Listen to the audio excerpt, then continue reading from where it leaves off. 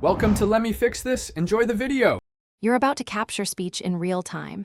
Start by granting the app mic and accessibility access so it can listen and display text.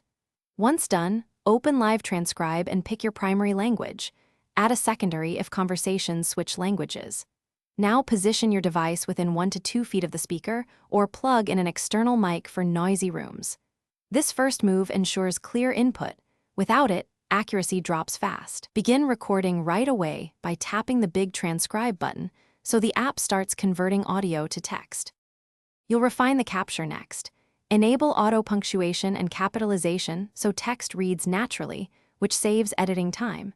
Then go into audio options and select your external mic if you have one. Adjust sensitivity to reduce false triggers from background noise.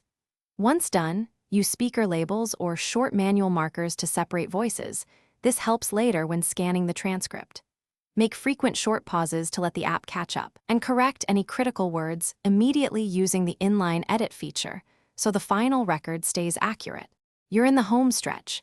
Review the transcript top to bottom, fix remaining typos, then export as a TXT or copy to your clipboard for instant sharing. Make sure to delete any private segments before saving, and back up the final file to your cloud drive for access on other devices.